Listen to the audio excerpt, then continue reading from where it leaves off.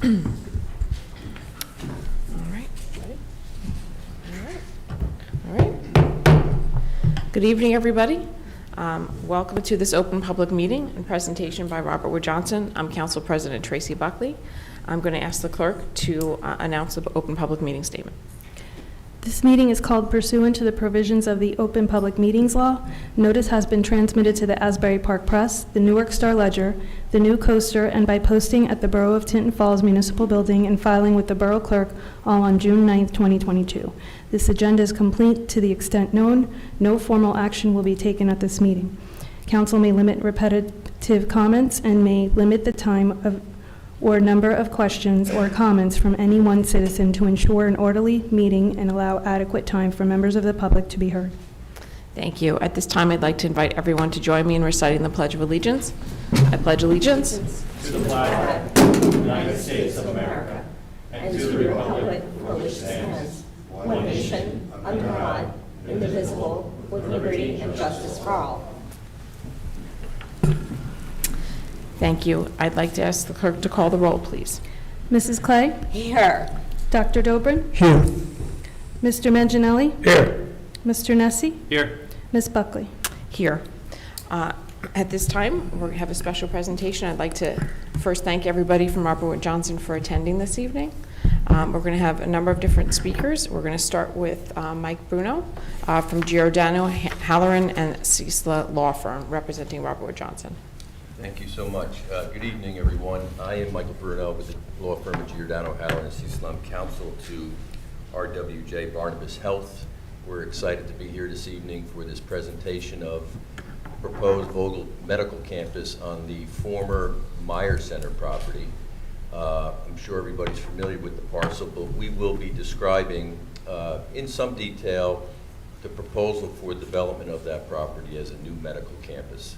The property is the former Meyer Center, the Hexagon building, which was approximately 700,000 square feet and had over 5,000 employees in its heyday. It's on the corner of Corregidor and Pearl Harbor Drive, and it is roughly 37 acres in size. And the exhibit you have up now, which we will be getting into more detail on through our engineer, shows that former development as well as some of the old former Army base housing and other uses they had on the property in this section of the fort. So this is a culmination of many years of work. RWJ has been under contract to acquire this property since 2018, and since that time has worked hard with all of the stakeholders, including Fermera and your township, to come up with a good plan, a workable plan to develop this property as a new medical campus. President and CFO of Monmouth Medical, Eric Carney, to my right, is here this evening, and he will get into a little bit about the vision of the medical center for this property, as well as the services that will be brought to the property by RWJ. As a result of the back and forth between Fermera and the borough and ourselves, a reuse plan amendment number 12 was adopted in 2018, and that set the zoning for this property. And in particular, Fermera and the borough was most concerned about having the appropriate setbacks to the Corregidor Road, given that north side of Corregidor Road was geared for residential development. So the theme of the design of the amendment number 12 was to set back the higher buildings further away from Corregidor so it would have less visual impact on the surrounding community. And as a result of that theme and that stated desire, this plan has been developed over several years with input from all of the stakeholders as to its design, location of buildings, and various heights of the different buildings. So we'll get into more detail as we present this evening, but that was the historical back and forth that took place over the number of years to come up with this design. So we've been at this since 2018. It's now 2022. We did submit a site plan application to your planning board back in October. Your planning board professionals have reviewed the plans, have given us the host of comments. We've revised the plans already in response to those comments, and we are looking forward to appearing before the planning board for a site plan application. We're hoping to have that scheduled in the coming weeks. So that would be the next public forum for the public to have an opportunity to review the process under the planning board's jurisdiction and the site plan application that's before them. So with that said, I would like to introduce Chris Cerati with Langen Engineering. His firm has been responsible for the site plan design of this site, and he's going to talk a little bit about the history, what was here before, the impacts of that prior use, and then how this site has been designed and the proposed layout and impacts to the surrounding community with the proposed design that we have before you this evening. So Chris, again. There we go. Thank you. Why don't you introduce yourself and your credentials and experience? Sure. Again, my name is Chris Cerati with Langen Engineering. I'm an associate principal at the firm. I've been practicing as a professional engineer for 33 years in the state of New Jersey. I have a professional engineer's license, a professional planner's license, and a degree in civil engineering from Rutgers University. And so glad to be part of this. I've been sort of part of the project since it was initiated. And so what I wanted to do first is, and again, I'll try to point to the exhibit. I guess if I point, my hand will be there. So, okay, trying to figure this out. Yeah, it would be great if you could just orient folks, Yeah. because some of the folks live in either the condos or the single-family homes. So just Absolutely. you could see exactly where it is. Sure. So again, what I will do is just kind of give an overview here. So this first, a contextual overview. The first exhibit here really is to give us the history here. So this is an aerial exhibit from approximately 2000, 2002. Spring of 2002. And this shows the fort before it was decommissioned. So what is evident is outlined here in yellow, and I'll just trace it with my finger here. That's the Meyer Center parcel, the property we're talking about, 38 point some odd acres. Again, as Mike indicated, there was a 8-story building there. I think it was actually closer to 800,000 square feet, but a large research and development facility. It was called the Hexagon, although they did not complete all 6 sides of it. They had plans to do so, and then the Army built 5/6 of it or something like that.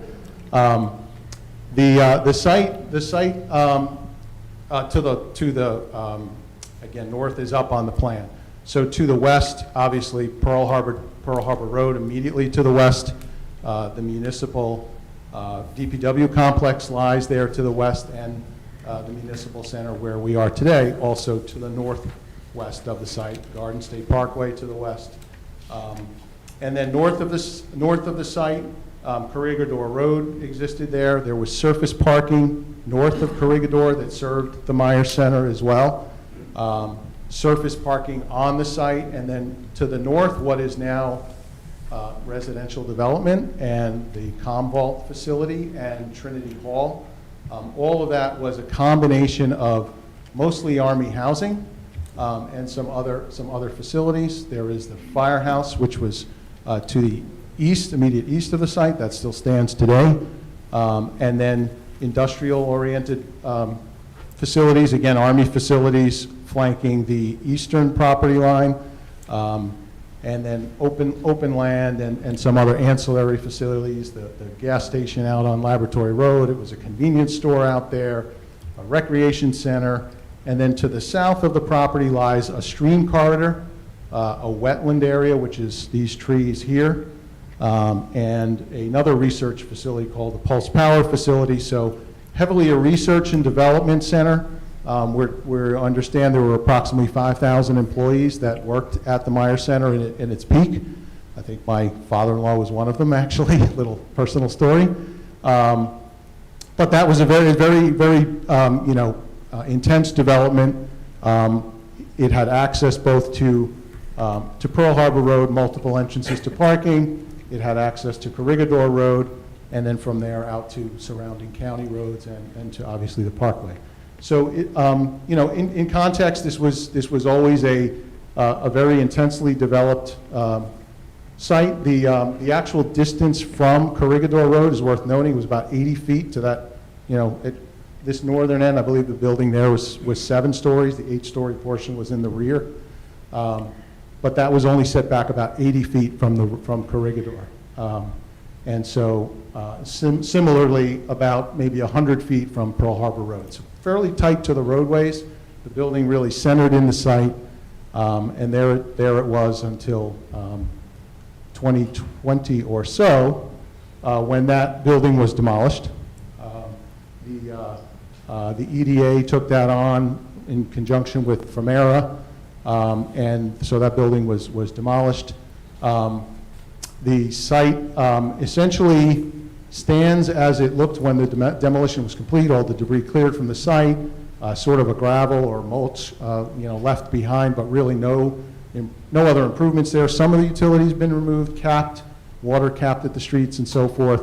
But the parking lots and several of the outbuildings, particularly this larger one, sort of I'll call it a metal building, still stands there today. And so the parking fields are still there, albeit in disrepair. But the site is, it's cleared and ready for redevelopment, really, at this time. That's the way I would characterize its current state. There has been upgrades to utilities in the roadways, Corregidor, Pearl Harbor, water, gas is going to be upgraded in this area. JCP&L has power lines that are really ready for development here, and that was really put in place a combination of Famera working with the utility companies to have that infrastructure ready for redevelopment here. So that's really where we stand today. And then I have another exhibit here, just very quickly, again, more of an overview, and I'll let Brian, our architect, talk a little bit more about the plan. I just want to give it sort of as an overall. So what I did here was fast forward to today. This is an aerial exhibit this is imagery from March of 2022.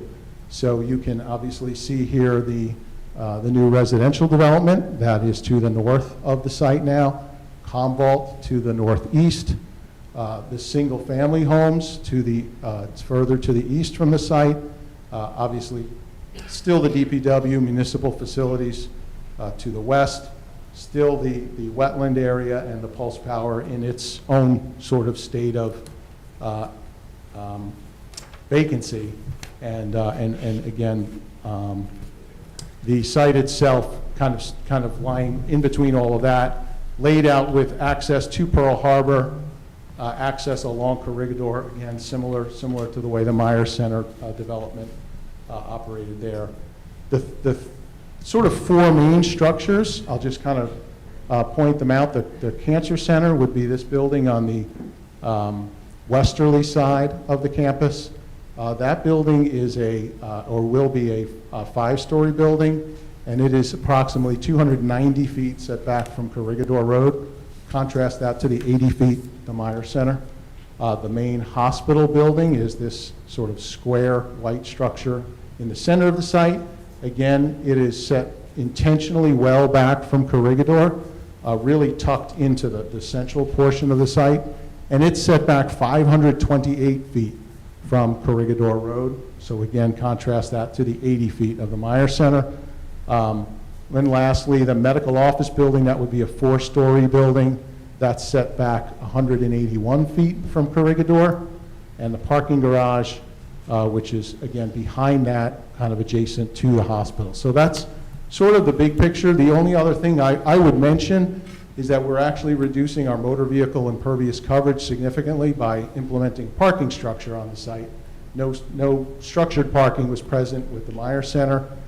There will be structured parking here with this development, so we've been able to increase the amount of sort of green space, sort of open up the parking lots. If you contrast them to the Myers Center development, not a lot of trees in the parking lots, not a lot of shade on that paved surface and so forth. So what we've really been able to do is to develop a plan with a lot more green space, a lot less paved area that's really open to runoff and things like that. So it's going to represent, I think, a real improvement.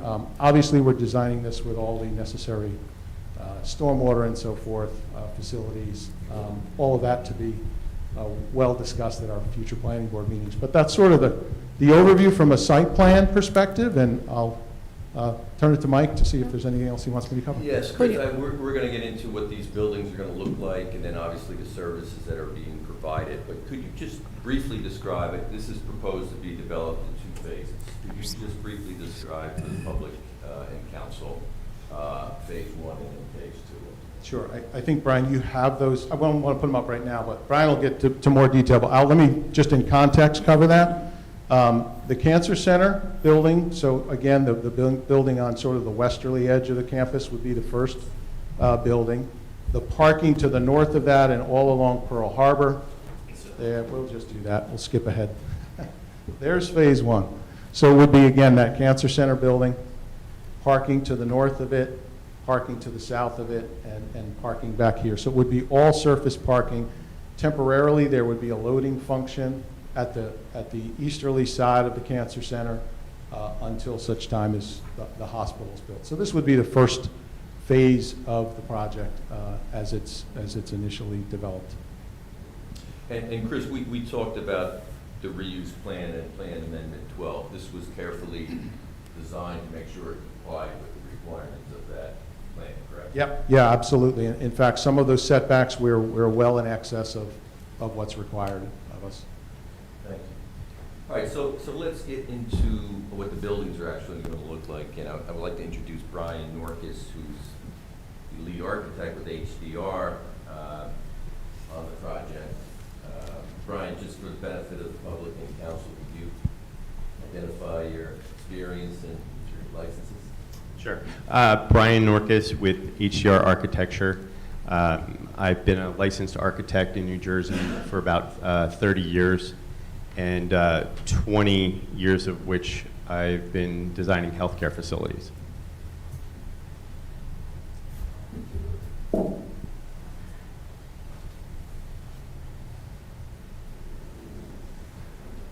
So as Mike mentioned, this is a larger scale image of what was presented to the team from FEMERA regarding the height limitations stepping back from Corregidor. So as Chris mentioned just a moment ago, north is up, Corregidor is about this edge here, and Pearl Harbor is about this edge here. And the colors depict the heights of a building from lowest along Corregidor to this purple tone, which could be the tallest.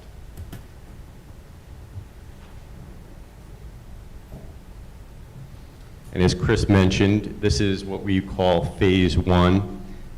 This is the ambulatory care pavilion. It's a 5-story building at around 150,000 square feet, with the associative parking, surface parking just below it, south on the page. And access to the Cancer Center, I'm probably standing on the wrong side, is access with the vehicle. You'd approach that from Pearl Harbor, and the main entry is to the southern portion of the building, with, as Chris mentioned, a temporary service from Corregidor off the north.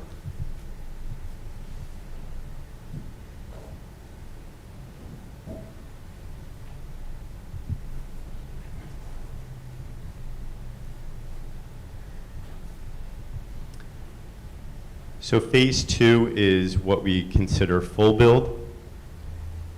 For orientation, north is up, Corregidor on the top, Pearl Harbor on the side, the ambulatory care center that I just described and its access off of Pearl Harbor. And then the additional building is the hospital in the middle, the parking garage, as Chris mentioned, which is 6 levels here, and the medical office building, which is 4 levels here, with associative surface parking adjacent to that in the northeast corner of the site. So access to the hospital, when this is in place, you can see that the service drive has been abandoned to the ambulatory care pavilion because we will service that building through the hospital in the future. But the main entry and approach is from Corregidor to a covered entry for drop-off, and then you drop off your loved one and pull straight into the parking garage here to the east. There's a considerable distance here, kind of slowing down the traffic. It gives you plenty of time to make your decisions to get to that main entry. It's good for wayfinding, understanding where you need to drop off. As Chris mentioned also, if the residential community to the north here, it's roughly 2 football fields away to our building. And this residential community to the southeast here, it's over 3 football fields away. The service yard has its own access drive, including the ambulance has a parking area off that common drive to the service yard, which also includes a central utility plant, which is in fact attached to our hospital.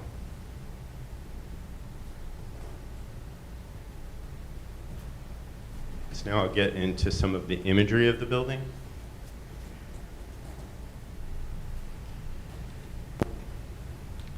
So this is the main entry to the ambulatory care pavilion. The access drive, as I mentioned, coming off of Pearl Harbor, a gracious drop-off with a covered entry. The materials on the building are the combination of brick and glass at the lower level, the pedestrian level. And then on the upper part of the building is a lighter metal panel and glass as well.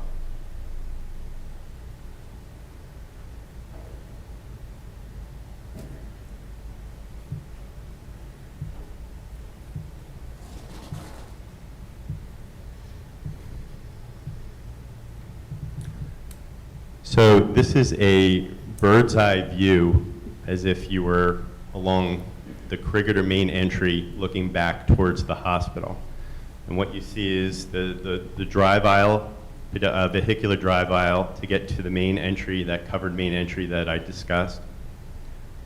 On this one edge here is the ambulatory care pavilion, the hospital in the middle, the parking garage, and the medical office building, really framing this very attractive, beautiful green space meant to be areas of respite, opportunities for family, staff to get out and use that green space. The materials are brick and glass on those first 2 levels. And then we intentionally use a much lighter material in color, a metal panel and glass from anywhere you see the building from any distance.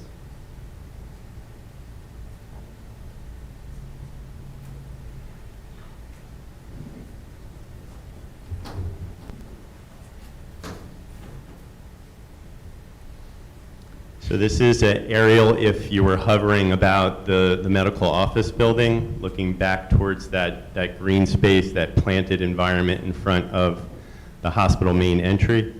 But you can see the ambulatory care pavilion just beyond along that access drive right here, coming into the covered main entry. That's the vehicular main entry that you drive, continue into the parking garage. And then you see these protected boardwalks or piers with that planted garden just in front of the hospital and the water feature out front.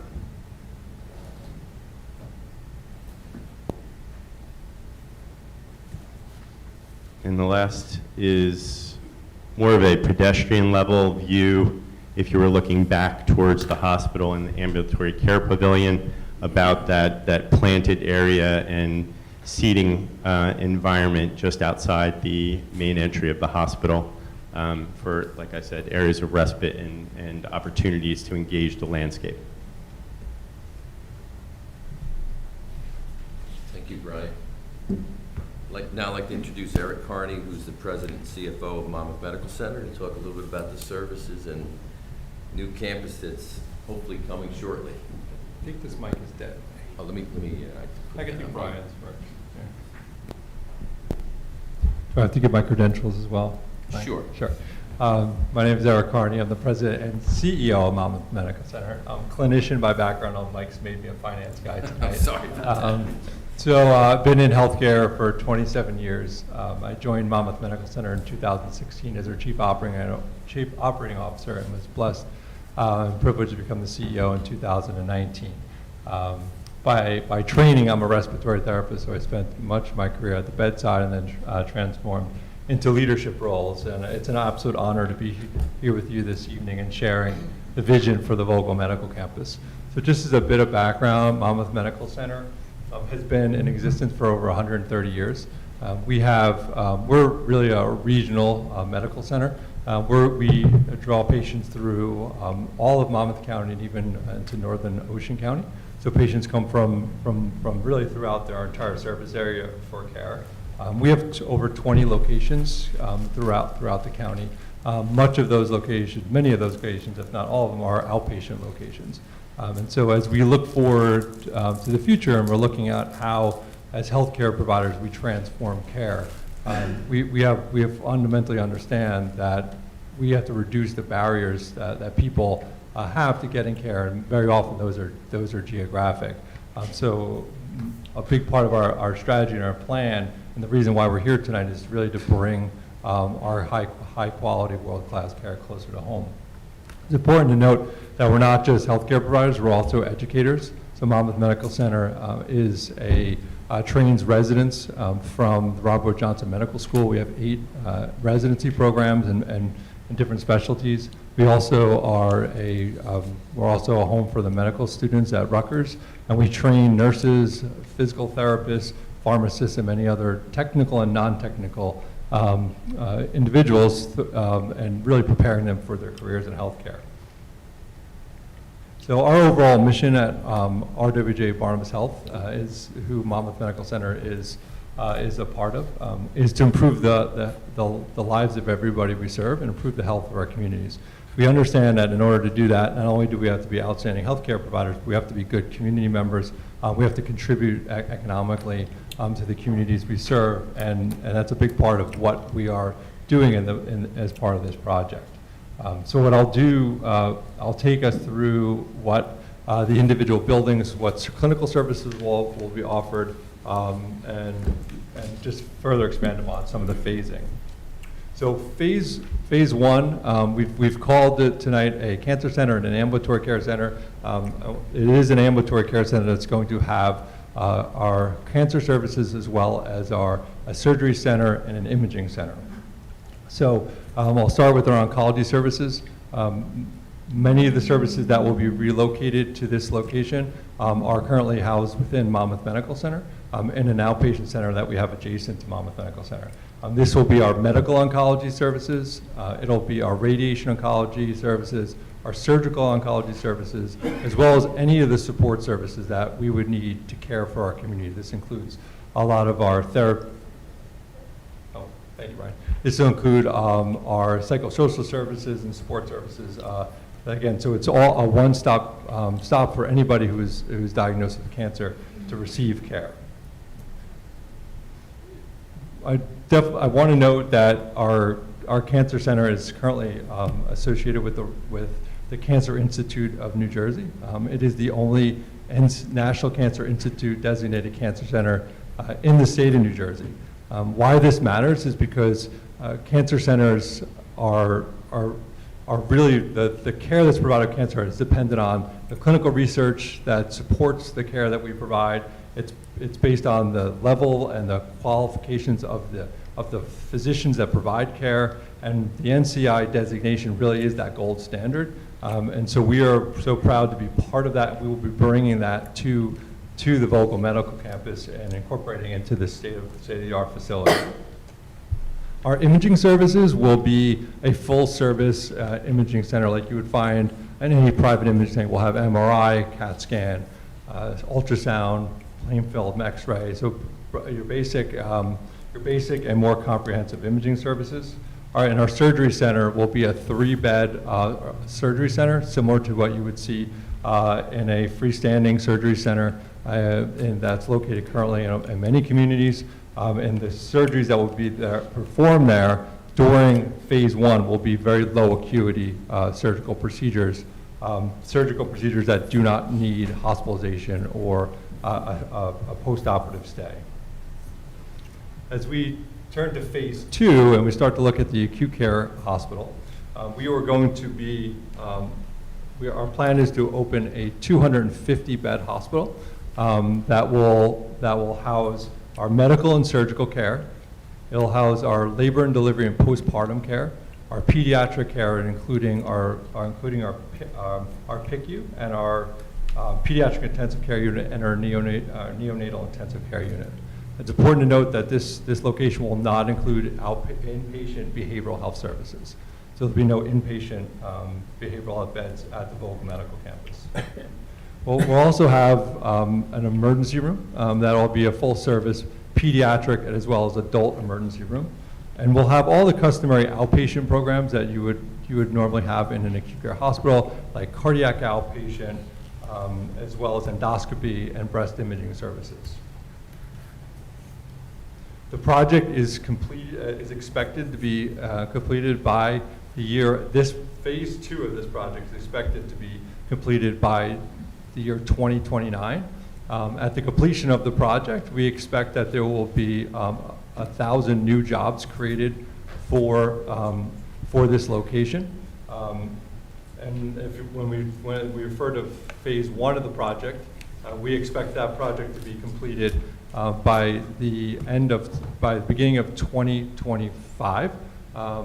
And we expect that we will create approximately 320 new jobs for that location for Tinton Falls. From a total project cost, when we look at the project for phase 1 and phase 2, we anticipate that the cost will be approximately $650 million in total construction cost and development cost. So when I think about what the Myers complex represented and what it meant to this community, and thinking about what we are proposing to bring to Monmouth Medical Center to Tinton Falls, really is capturing the spirit of innovation, the spirit of service to your community. And we believe this project really brings that together and brings great benefit to the community. So I'm excited for us to move forward with this project and bring Monmouth Medical Center's outstanding clinical services to your community. Thank you, Eric. So we are available for a high-level Q&A. I mean, obviously, we're going to get into a very technical conversation when we're before your planning board as it relates to all the site plan features, whether it be ingress and egress, circulation, lighting, stormwater, traffic. All of those issues will be addressed in detail before your planning board. But to the extent there's questions about the campus that's coming to this property that we can answer this evening, we'd also be happy to address those at this point if the council has any questions, or even the public. Yep, that would be wonderful. Before we open up to the public, I'll ask if any of the council members wanted to ask a question first. Yes, I was just curious, what is the vision for the existing Monmouth Medical Center once this center is open? So This is good. Yeah, it's on. So we envision that there will be clinical services that will move from the existing medical center in Long Branch to Tinton Falls, but we anticipate being able to maintain the Long Branch campus as an acute care hospital with all the supportive services for the community. Okay, thank you. Any other council questions? Okay. If any member of the public would like to make a comment or a question, if you want to just come up to the podium so we can record it, and if you wouldn't mind just stating your name and address for the record, or what development you live in. Don't be shy. Oh, no, not shy. Hi, my name is Warren Strauber. I live at 38 Kelly Way in Patriot Square, across the street. Hey, Warren. Hi. So, well, the first thing I wanted to ask was, Monmouth Medical and RWJ, you guys, it's a partnership, or it's the same organization? So our parent organization is RWJ Barnabas Health, and we are a member of them. So we are one of 12 acute care hospitals that exist in the system. Okay, just curious. And would you mind, can you put the picture back up from Corregidor facing out to the new complex? Because I live on Kelly Way. My backyard or my deck is Corregidor and what this facility is going to be. So I'm curious to know exactly what my view is going to look like. Yeah. Oh, yeah, I think they had a slide that had that. Yeah. So from that angle, the first view that I have would be the tree line and then the water. Is that correct? Correct. Okay. And so when you talked about 290-foot setback is the closest building to Corregidor? Is that what you said before? We said to the residential. Right. To the residential community, it's over 2 football fields length to the actual hospital. The actual hospital, Yeah. but not the first building. And actually, Mike probably has that actual number. And forgive me, I forgot to say, there's quite a bit of green space here. We went to the site plan before you got to this tree line. So the road is actually a bit south of that. Sorry, so that first road we're seeing there with the car, that's not Corregidor? No. Okay, well, that's good. No. Yeah, maybe if you could just re-go over that, because I also thought that was Corregidor. Right. There you go. That road that you were just seeing is here. Okay, Corregidor's out here. Okay. So gotcha. Oh, in that this makes image more here, this crossroad okay. is this one. So really, so the closest visual that would be upon us would be the actual parking lot that's on surface level, right? Right. The closest to Corregidor are 2 surface parking. Yeah. Okay, and what's the setback on that behind the trees? Well, we don't have that setback with us this evening, unless Chris has it, but I think I'm reading that the Cancer Center Ambulatory Care Building is 430 some feet to the residences. So significant setback, exceeding what is allowed. It's further back. So we try to respect that and acknowledge the residences that are there. Right, well, for clarity though, right, so you said the hospital is 290, which is, you said 2 football fields away is the main hospital building, but the closest building to Corregidor, you said was 290 feet, which is 1 football field away, right? So visually, the first building I'm gonna see from my backyard is about a football distance away. Well, I don't know where your particular home is, so Well, if it's, I'm literally right on Corregidor, that's my backyard. well, the property spans hundreds of feet along Corregidor. So if you're to the west, you'd be looking at I'm the this. second, well, technically, not that it's all that critical, but I'm the second building away from this building. So like where this municipal building is, when you get Oh, to. so you're west. Yeah. Okay. So, yeah, so the ambulatory care building that we've been talking about is set back 430 some feet from the residences. So 430 square feet is the closest building Yes. from the residence, from the backyards of the Correct. residents on Kelly Way. That's the ambulatory care. Hospital set back more, and then the MOB, as you travel east, is a little bit closer. Okay. Now, the tree line, will I see the surface parking area, or would it essentially be blocked by the tree line that looks like you're putting up? Yeah, I think the intent is to have a nice buffer there, and these are the types of things that you should come to the planning board Yeah. and look at. We'll have better exhibits for the detail Right. issues. We're trying to cover the overview tonight, and Sure. we're not responding to the details as much, but Okay. we will have all of those visuals for you at the planning board. One last question, if I could. Was there any study conducted on what traffic is going to look like with the influx of all the buildings and the activities on Corregidor? I mean, the great thing about, I guess, where we live, there's, I think, going to be 3 exits out, so we can go the other way, not necessarily into the heart of where the hospital's going to be, but I just was curious if any study was done on what the traffic might look like. Absolutely, and I'll let Chris respond to that very briefly as to the studies that were done and the multiple means of ingress and egress to our site also, which helps. Sure, yeah, I mean, we've done extensive study. We have an application at the county planning board level under review, which is a pretty significant traffic review. We've looked at really traffic, in the context of 9 different intersections all around, plus the driveways and all of the access immediately at the campus. But, suffice it to say, there is 3 main points of access from Corregidor that feed into the main entrance, that feed a driveway into the garage, and then there is a one-way exit out onto Corregidor.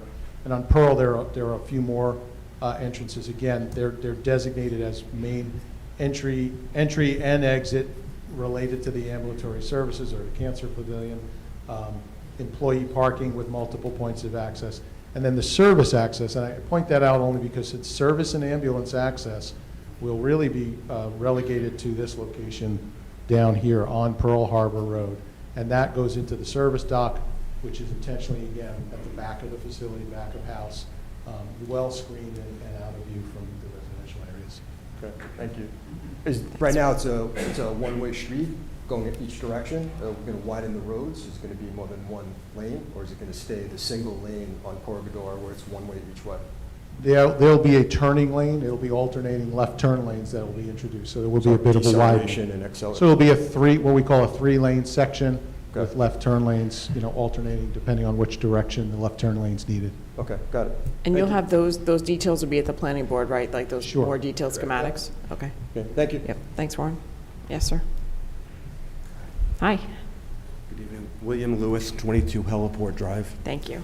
and I'm nervously excited about this venture. I spent my career in healthcare on the accounting side, been on boards, et cetera. But I do have a lot of questions and concerns. And we start with my address, is Heliport. Is there any plan for a heliport or helipad? So we don't have any plans for those right now. I mean, ultimately, there'll be emergency helicopter service that will have to get approved for the site for patients that have to get emergency relief. But that's not before anybody this evening. Well, I appreciate that, but it is part of your future plans. Yes, yes. So just a point of clarification, a heliport for patients arriving is not part of the plan, right? Correct, just the Correct. emergency. So a heliport for patients arriving to Monmouth Medical Center or to the Vogel Medical Campus is not something we are planning. However, there is always situations in the hospitals where individuals have to be helicoptered Medevac. out. Medevaced out. Currently, a situation happens in Long Branch approximately 10 times a year, and we utilize a location away from the hospital, and we ambulance the patient back. So those details about where that location would need to be will have to be figured out. And related to the noise, again, I'm in the single homes, which is on the east side, southeast side. What kind of barrier is going to be there between the homes and the southeast part of the complex? Right? If you draw that line, I can't draw it here. Yeah, but, I you don't know about barriers. So there's the whole Kylie development actually building that's in between your home's development and this site. Correct, but if you draw a line right from Heliport Drive, you go right into the back of the hospital building. On a upward slope. So my question is two things. What kind of barrier in terms of natural tree lines, et cetera? And also, will there be road access in and out from that side? Chris, you want to try to tackle that one? I think we have some natural buffers there. Yeah, what I was going to just identify is that there are natural, there's a wetland area that has to be preserved. There is no access, into the service dock from Heliport Drive. So there is actually access there today. That's not going to remain. So that will not be there. And there's landscaping that is proposed along there. There are some stormwater features there, so there'll be some enhancement there. But primarily, I would say that the majority of the tree line that you see it's kind of on the other side of the property line, and so that is going to remain as is. And during the construction, what kind of disruption would you expect in the community and the surrounding streets, trucks and whatnot? Yeah, I mean, I think I would just describe similar to what's gone on with the development of the, obviously the residential to the north. Access will be in from Hope, will be in from Tinton, in from Pine Brook, feeding into the site. So that, those sort of three arteries would be where vehicles would be arriving. Again, a lot of it can be geared towards Pearl Harbor Drive, so it's less disruptive there. But those are things I think that get worked out in construction and can be accommodated. Yeah. Are there any plans to do anything with the Garden State Parkway exits? Not with this project, no. No. One last question on the medical side. Radiation, oncology, have there been any studies, are there any studies that look to measure radiation in the surrounding neighborhoods of? Sure, so there, I'm not aware of any studies, but we do complex physics studies. And we built vaults that are created specifically for that kind of equipment, and we measure the radiation exposure outside of those vaults and inside of those vaults to ensure that the vault is providing the appropriate protection on all sides. So I'm fairly confident that someone whose office is right above radiation oncology today at Monmouth Medical Center, I'm pretty confident that those physics studies are accurate. Great, thank you. Thank you very much. Thank you, sir. Hi, my name is Christy Duffy. I also live on off of Corregidor, like the other gentleman here, where our backyards will be facing. So I just have a couple additional questions. I think one of the biggest concerns we might have is that those access points on Corregidor, there seems to be one that maybe you can clarify if Baton is going to go straight into the parking lot, because I guess I'm worried that that could become a pass-through, and what kind of plans there would be to prevent that from happening? There is not an access point there at the center. Okay. The access point is further down. Okay. And that's the entry that takes you into the garage. Right. And then the access into and out of the main complex here do not, they're not opposite any other roadways on the north side of Okay. Korea.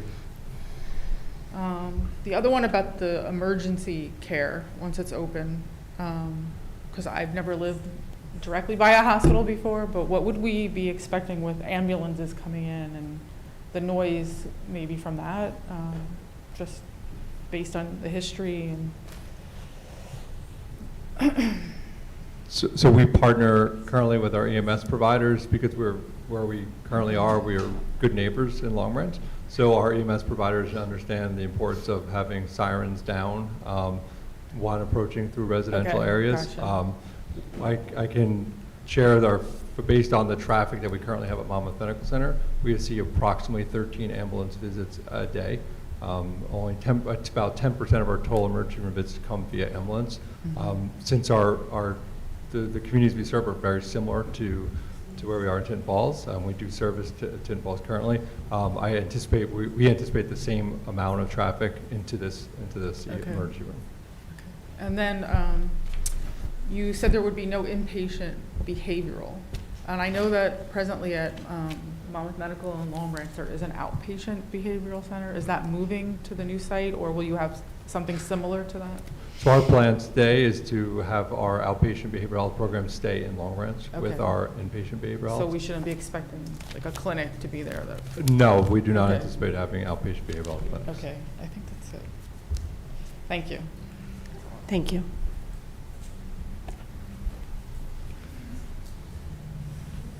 Hi, good evening. Mike Smith, I live on Anthem Place, Hi. Bill's neighbor. So I just want to make sure that I heard this correctly, and looking at the maps, it does. Laboratory Road and Satellite Road, which come in from Anthem, will be blocked off. There's not going to be any direct access through to the back of the hospital site? That's correct, yes. Great. Our neighbors are concerned about, privacy, property value. We all moved in not really knowing what was going to be there. Now this gives us a much better sense, but are there studies or what can you tell us about what our property values will be? And, we love our privacy now, so how will all that be impacted? Well, we're not real estate. You don't have any idea if this is going to be good for my property I value or certainly think this is bad? going to enhance the community and values everywhere. Mhm. I agree with what our neighbor said about the noise, and that's also great to know that there's not going to be sirens blaring at all hours of the night, because we would, especially our neighbors and patrons, would definitely hear that. That's it. Well, we look forward to hearing more. Thank you. Thanks, Mike.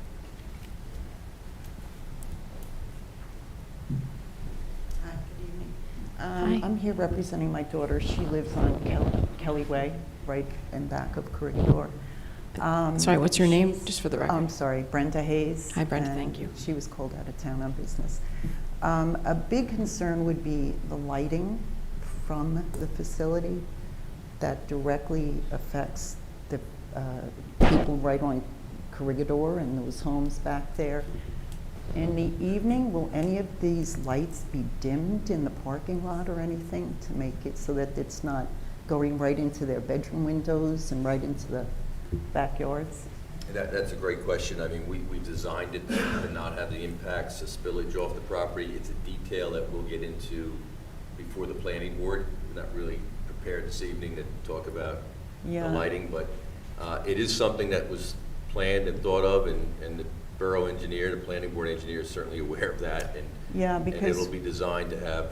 we had this similar situation when I lived in Middletown. We're in Tinton Falls now, but AT&T built a huge parking lot, and at night you could hear the humming from the parking lot and from the utility buildings, and also the lighting was terrible. We had to complain and make sure they dimmed those lights because it went right into the rooms.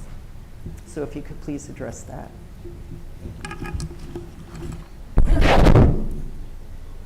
Thank you.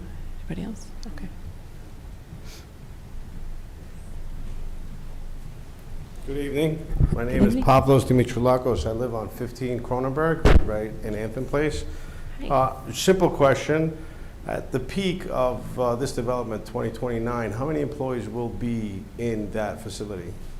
We anticipate between the two slope, the phase 1 and phase 2, it'll be approximately 1,400 individuals Total. total. And parking spots will be supplied with that parking So facility? those are total full-time equivalents, so they will not all be on site at any given time. Okay. So because of the shift nature of our work, about 60% of our employees work 12-hour shifts, and the balance are typically on 8-hour shifts. So 3 a day, basically.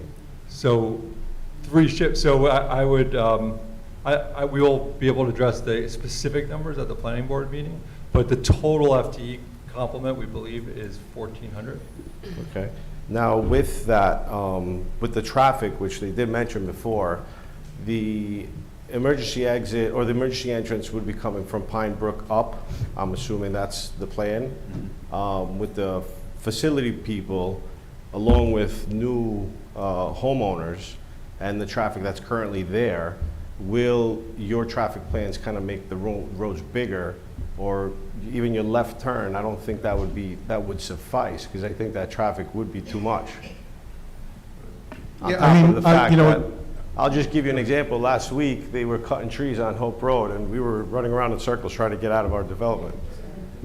That was just 2 days, you know? So with your work, along with the influx of people, are there traffic lights planned? Or, just a left turn, I don't think won't suffice. On top of that, you have people that want to ride their bikes or walk their dogs. They don't want to do that amongst 5, 6, 10 cars waiting to make a left turn. Is that in your plans? So there will be a lot of testimony, I'm sure, on traffic at the planning board. And so what I can describe to you is that, we have done an extensive traffic study. There are improvements at various intersections. I don't have all my Details. exhibits to go through all the details. Some of it involves some new traffic signals. Some of it involves some enhancements of signalization. A lot of it is under the jurisdiction of the county, so we're still working to really get our first review from Monmouth County, all of that. So I would say there will be a lot of improvements. Obviously, construction will be done in an organized fashion to maintain traffic on these roadways and not inconvenience, certainly through the construction process. That's something that can be done very, very, very well. And again, we're widening just on one side of the road. That's helpful to know. It would be on the hospital side of Corregidor and Pearl is where that widening will occur. Okay. So I would say we have to probably leave a lot of the detail on the traffic for those planning board discussions and presentation on traffic, but in general, that's what's envisioned here. Last question. With Pearl Harbor and Corregidor at that corner, are there plans for Pearl Harbor to extend to Tinton Avenue? So Pearl Harbor Road will extend into Municipal Drive and to Tinton Avenue. That was planned as part of the residential development. And so that's not part of our plan. Correct. Because that's going to be already implemented, and we'll. While you guys are doing your job. Okay, thank you. You're welcome.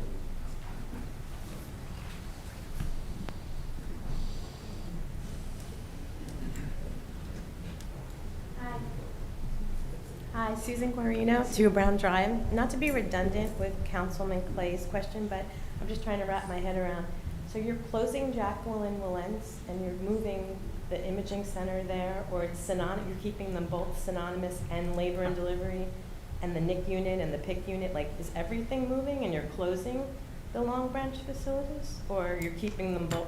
I know you said you're, go ahead. No, that's all right. So the vision for the Vogel Medical Campus is to expand Monmouth Medical Center and the number of beds that we have and serve in the community.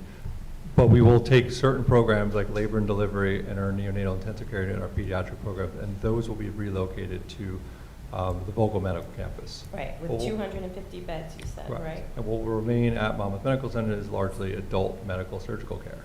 So all of the labor, everything's moving to this We facility? would relocate those services to the Vogel Medical Campus, correct? Okay, all right. And the breast imaging center would move. Jacqueline will move? Correct. All right, thank you. Thank you. Thank you. Does any other member of the public have a question?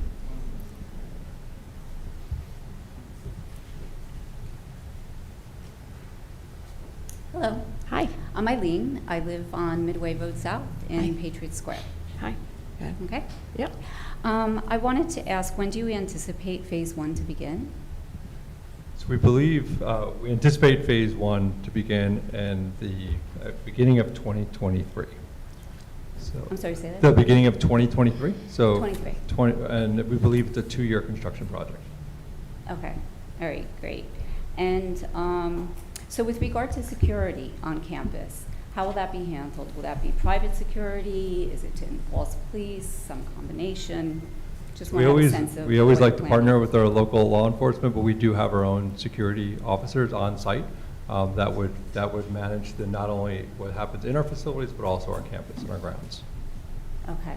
And are they armed security, or what type of security contracts do you typically have on your campuses? So we do. They're all employed by Monmouth Medical Center or our health system, RWJ Barnes Health.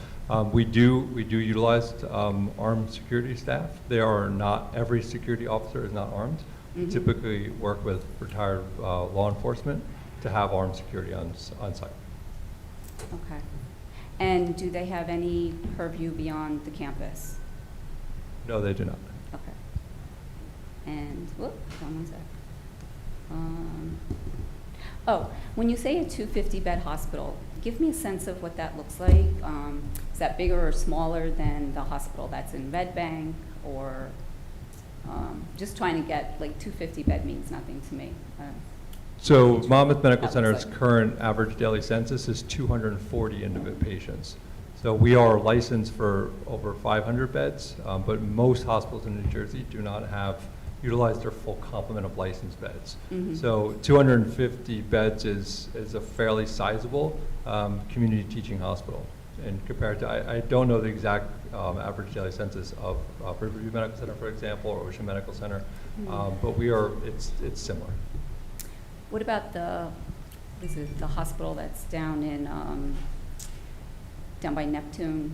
What is that hospital? Ocean Medical Center? Jersey Jersey Shore, excuse Yeah, me, how many thank you. beds is that? I don't know You don't exactly know. how many they're licensed Okay. for. Oh, okay, all right, that helps. I'm just trying to, like, pictures are really pretty and everything. I'm just trying to get a sense of scope and that kind of thing. So, okay. And then I know a lot of the focus was on the hospital itself, but the other Phase 1 building, that looks like that is in closer proximity, like right on that corner. Is that correct, or am I misunderstanding what you stated? Or is that parking and then the building? Referring to the cancer Oh, center, that's yep, the which is building. here. And that's set back 210 feet from Corregidor. Okay, and so then next to it, like in front of it, right on the corner, then is parking? Surface parking, correct, yeah. Okay. Okay, got it. Thank you. Thank you. Thanks. Yeah. Any other member of the public? Okay. Good evening. My name is Alwan Ahmed. I also live in Anthem Place. Okay. A couple of questions. Are these going to be single bedrooms or double bedrooms? They'll all be single bed. Okay. And then you pointed out where the emergency room entrance is going to be. You said it's from Pine Brook, is my understanding? Or did I misunderstand So, you? no, so just to be really clear, the ambulance entrance is here on the south facade. Yep, let's go to the bigger plan. So the ambulance entry will be here, and so the ambulances would approach using that sort of service and ambulance driveway. From Pearl Harbor? Correct, from Pearl Harbor. And then there would be what we call an ambulatory or walk-in entrance off of Pearl Harbor as well, with a drop-off on the westerly facade of the hospital. So sort of 2 points of entry, ambulance is one location and walk-in at another. But both from Pearl Harbor appears? Correct. Okay. Yep. And then the entrance to the parking garage is going to be from Corregidor? The entrance to the parking garage, there are 2 entrances, so it can be reached either through the main drop-off and entry drive off of Corregidor, or a secondary driveway coming in off Corregidor to the east side of the garage. Okay. And then as someone who's been frustrated with a lot of my neighbors about losing power quite frequently where we live, can we expect disruptions during construction? Will they update the wires? We lose power, if a bird whistles. It's very sad, which is why a lot of us have actually switched over to solar power because of how much time, or generators, because of how often we lose power where we are. Probably the way I would answer that is you'll probably have your best advocate ever for good power when the hospital is So here. it's on its own grid, or? No, but certainly JCP&L is going to be, I would think, fairly responsive to this area going forward with an acute care hospital here. I mean, ultimately, it's JCP&L's issue, but I'm sure, you'll have a good neighbor fighting your fight on that issue. No, I get that, but in terms of during the build, during the connections of all these wires. Yeah, I wouldn't expect there's going to be, major disruption due to construction. Most of this is not going to impact the overhead. A lot of the overhead actually is kind of off this view, but coming in from the south, the substation here, I mean, there are power lines on the road, but, all that will be managed in construction. Okay. Thank you.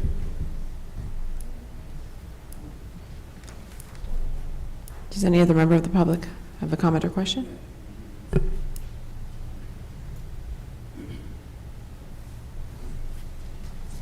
evening. My name is Steve Hayes. I'm representing my daughter, Kelly Nordstrom, 32 Kelly Way. I have a question regarding the CUP structure.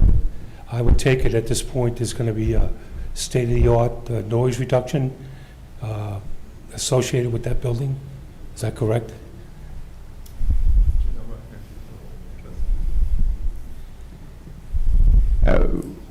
Anytime we design a CUP with the equipment in the CUP, there's consultants on board to address those very specific issues. So we will treat that equipment in such a way that it's not projecting any additional noise outboard of that cup. Very good. The reason I bring that up, my wife addressed a similar situation up in Middletown, AT&T. They had their plant going in the middle of the night. It was very disturbing to the neighbors. Of course, I'm talking 15 years ago, so I'm taking that state-of-the-art noise reduction will be associated with the new building, or what you answered. Is that correct? That's correct. Good, thank you. Thank you. Does any other member of the public have a comment or question? Yeah.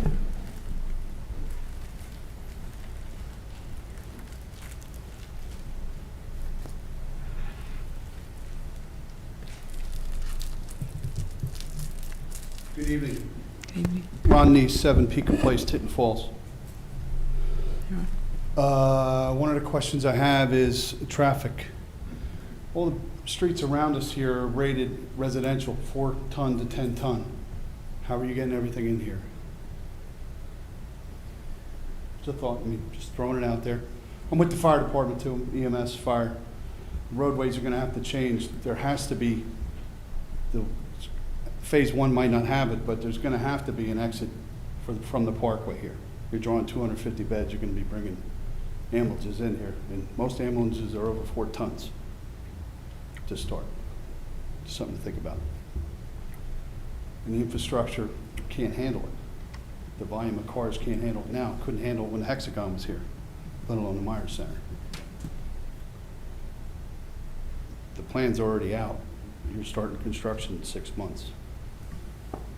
So what does that mean? That it was a collapse, is that? The residential, they're rated for 4 tons. Hope Road's rated for 4 tons. Tinton Avenue's rated for 10 tons. Bridges are rated heavier, but the roadways are not. It's all posted all over the roadways, everywhere coming in here. Pine Brook Road is a 10-ton roadway also. How you bringing the construction equipment in here and everything else if the roadways can't handle it? We'll work with the municipality. Understandable. To come up with a construction access point and how we're going to deal with that, certainly. My main question is the Parkway part. Is exit 107, these bridges here were built for exit 107 30 years ago. That's what it was for. And you stated it's not in stage 1.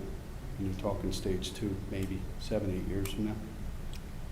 Just something to consider for us in the fire service and EMS. Because they're coming from other towns, and not just, everybody's not coming just from Tinton Falls. We know it. And you're going to basically come through residential areas to get to the hospital, which we do now with Monmouth Medical. Riverview, there's an outside. But just something I wanted to put out there. Thanks, Ron. Any other member of the public have a comment or question?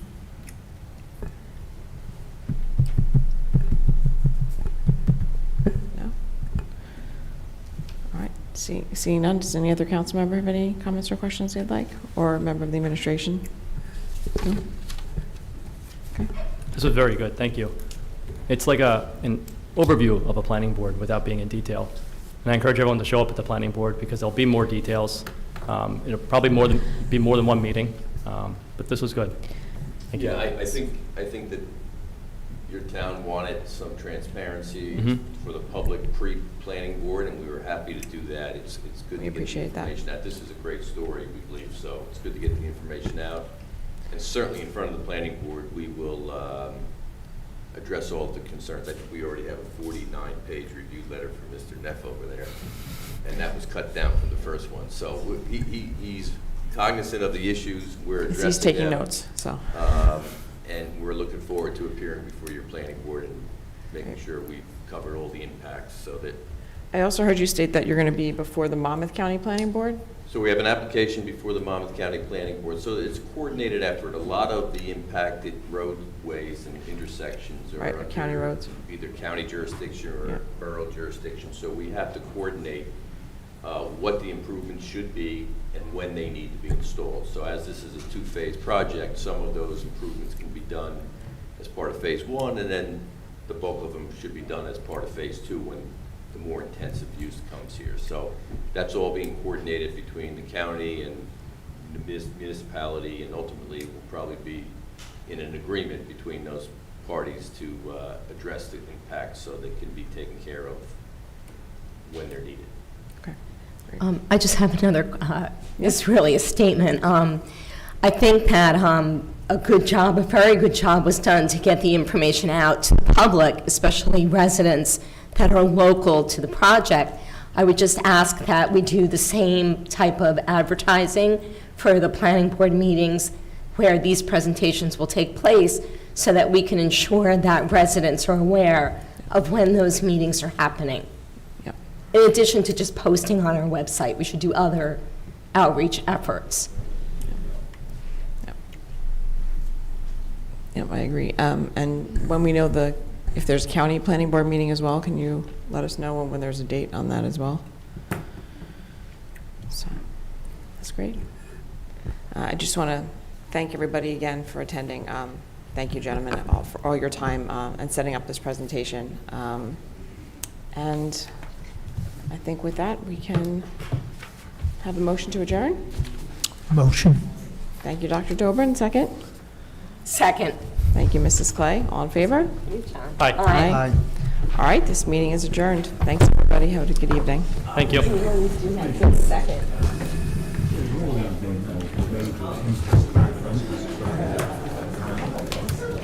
Hey, Mike.